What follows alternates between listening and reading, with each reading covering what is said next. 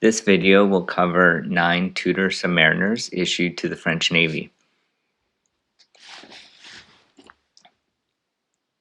We'll start with this one. This is an MN-74. MN stands for Marine Nationale 1974, with 74 being the year of issue.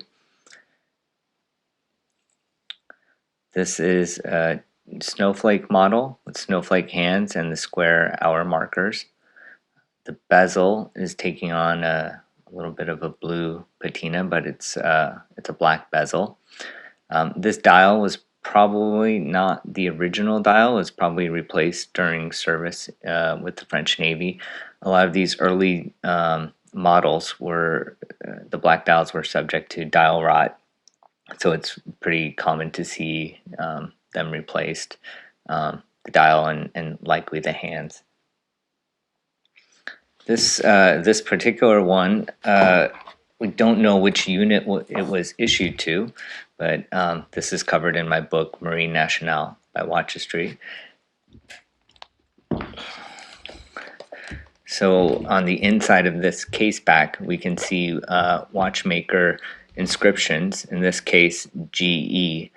GE stands for Geneva, or which is where Rolex has its service center. And so this watch was sent to Rolex Geneva at least twice. I've got this on an NDC strap. This is made from parachute webbing material, and it was a common style that the sailors would use to make it easy to get the watch on and off.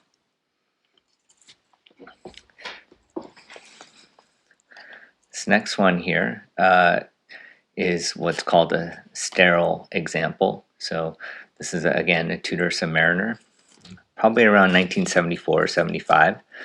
Got this on a double RL NATO strap. You can see on this case back, it's a sterile case back, meaning that everything's been polished away. You notice even the Rolex Geneva case on the outside is totally gone. It's not clear why it was polished away, but it was even there was probably an MN engraving here that's since gone. But how do I know this is an MN watch? Well, just first by observing it, it's definitely got a patina. This is probably an original dial to the watch. You can see it's starting to take on a little bit of crusty appearance. This one's got a great dome on it, kind of a what you might call a super dome. It's really great. The crown is very, very worn, starting to come off there. And it's got a great blue bezel insert. It's unclear if that's original to the watch or not. But how do we know this is a French Navy issued watch if there's no engraving on the back?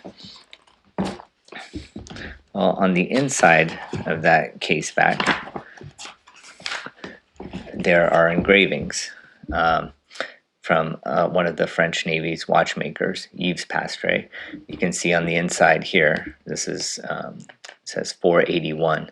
So that means in April 1981, Mr. Pastre serviced this watch.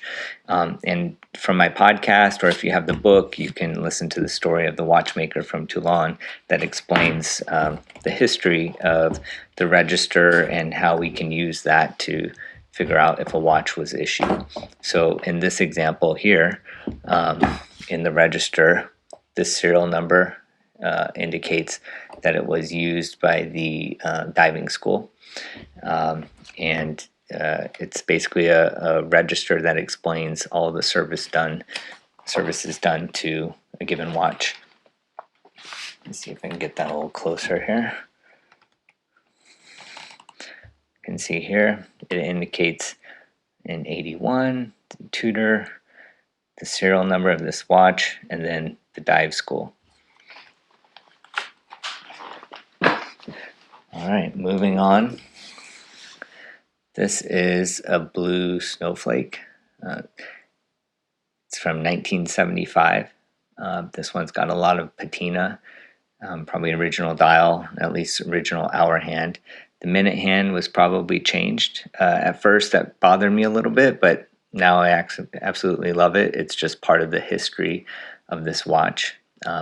When I received it, it had a fresh bezel on it. It just didn't do the watch justice, so I sourced a period correct bezel that had some patina on it.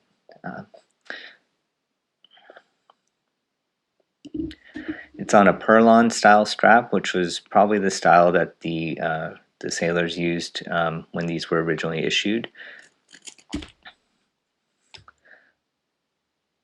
MN 1975. For the most part, 1975 seems to be the only year where they wrote out the whole year and had this kind of style engraving with MN above 1975. I have seen examples that say MN 75, but 1975 seems to be the only one where they had the full year written out. This one was issued to the dive school also, and we know that from watchmaker engravings on the inside. So referencing the book, you can see there's watchmaker inscriptions, and then again we have copies of the register page that indicate that it was used by the diving school.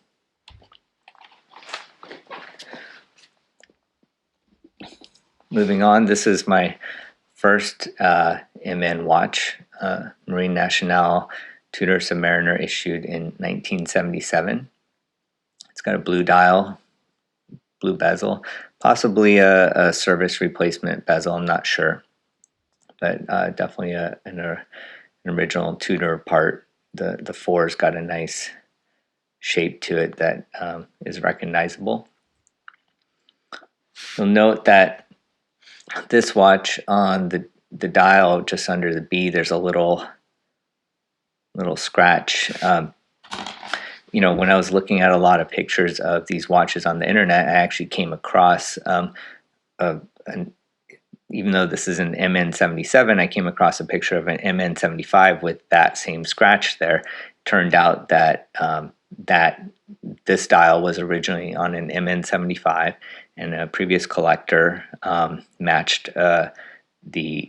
decided to take the dial from that MN75 and put it on this MN77, which had a great case. It happens. I'm just glad to know that it's still an original MN piece. This example, the case still has nice chamfers on it, and you can see even the original tooling marks on the unpolished case. This one is on an Erica's MN strap. It's more of a modern interpretation of the MN straps.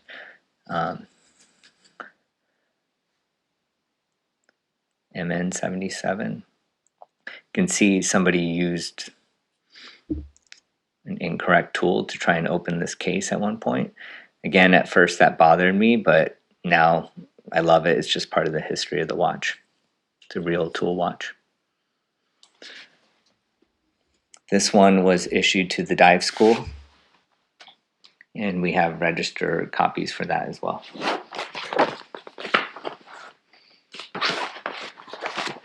You can see here on the inside of the case back, this one was serviced by Mr. Pastre many times, and we've got an entry in the register as well.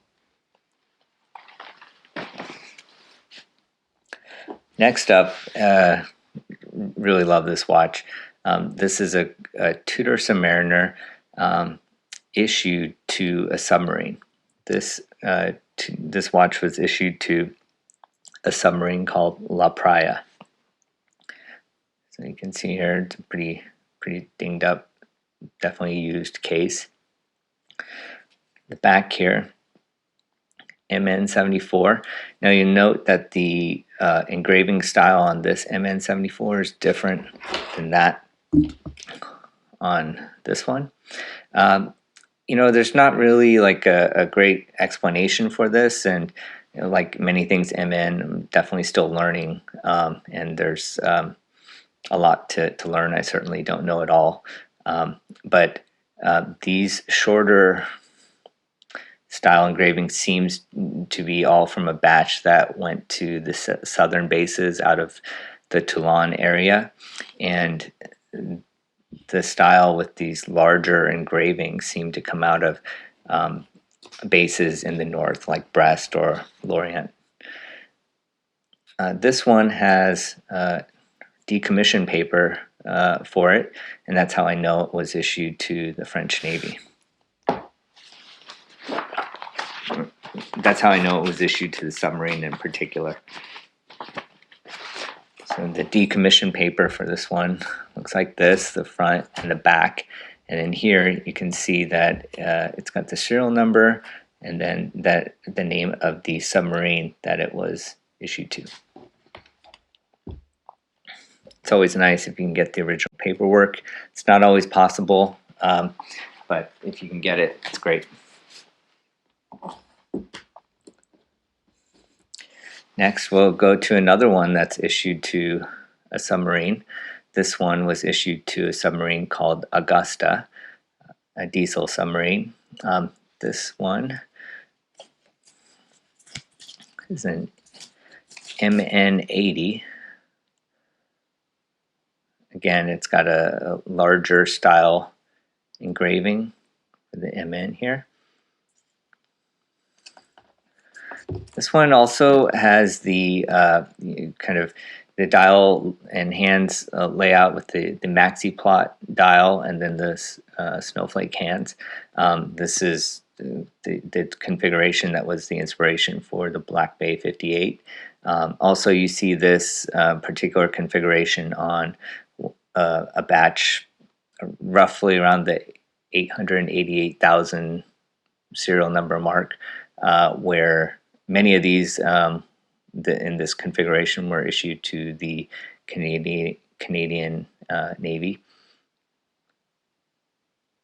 This one, when I received it, it actually had Mercedes Styles hands on it that were aftermarket. It was clearly incorrect, so I replaced them with the correct Snowflake hands. The pip has also fallen out on this one. This one fell out on my watch, like during my ownership. Someday, well, it's probably gone. So anyway, let's take a look at the decommissioned paper for that. By the way, here is, jumping back, this is the insignia for La Praia, and that's the La Praia here.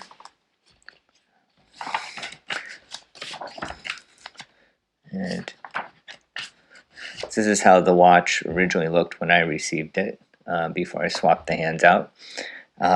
This is Augusta, and this is the decommissioned paper, which indicates that it was issued to Augusta.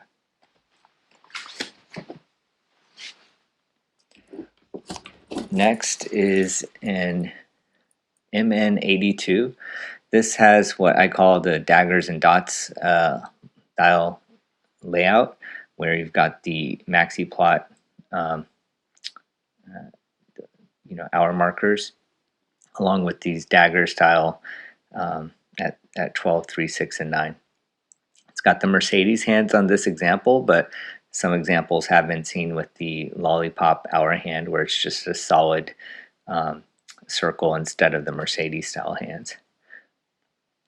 This one, actually, if you note, you can pick it up there, around the 10-minute mark on the dial, there's a little chip. Anyway, you can see that this watch once belonged to Graham Fowler and is actually featured in the 13 mil subs of Graham Fowler video on Hodinkee. This has a worn crown, definitely taken on some discoloration. MN82 is stamped on the case back. You'll note this one is presently mounted on a Jubilee. I love it this way. I put it on there. These watches were not issued on bracelets, right? And so the gold standard would be that if there are no, like this example here from the MN77, you note that there's no evidence that this was mounted on a bracelet ever. That's not a nice little cherry on top if you can get that. But certainly in private hands, or perhaps even during military service, these were mounted on bracelets by the divers, and that's okay. But you take that as another factor if you're not sure if a watch was issued. It's a good sign that if there's no tool marks on the case back, then it's a suggestion that it was possibly issued. This one, when I received it, had already been mounted on a bracelet, and so there were already marks on the back of the lugs. So I went ahead and put it on a Jubilee, and I think it looks pretty great.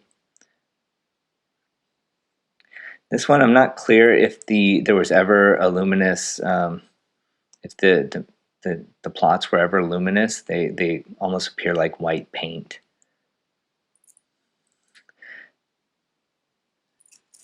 MN82 on that one. That one was issued to the Lorient base, BSM Lorient, and that's a sub base where this was an old World War II German sub pen that was built and still used by the French Navy as a submarine base. And we have decommissioned papers for that one. So.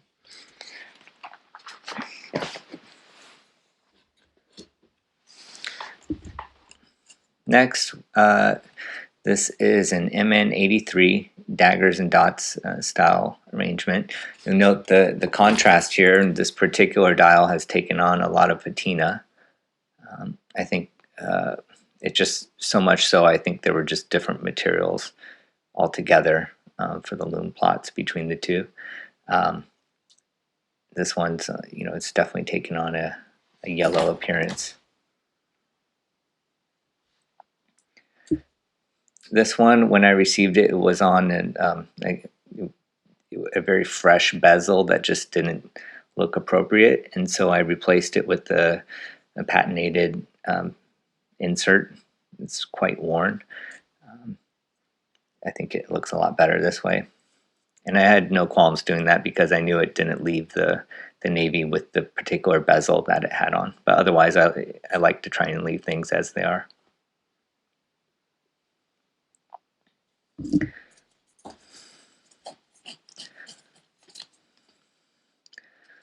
This one, MN83. It's got a pretty clean case back.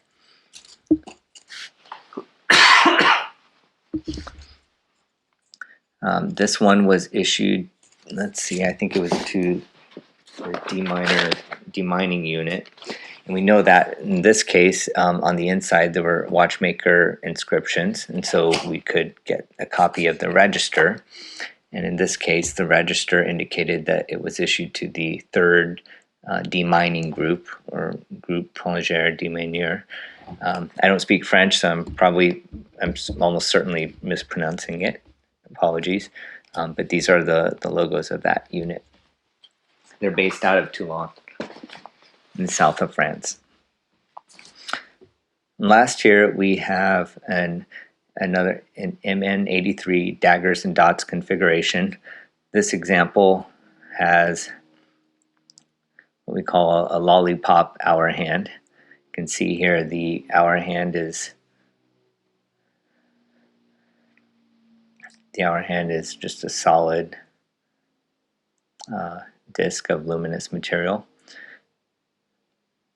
The bezel insert is quite worn.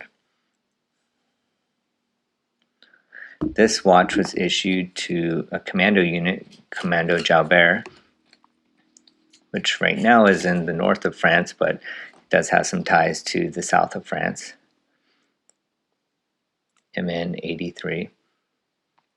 We'll come back to this engraving in a second, but just to round that one out, this one was issued to Commando Jalbert. It came with decommissioned papers. These are the insignia for Jalbert. There's some of them going out for a pleasure cruise.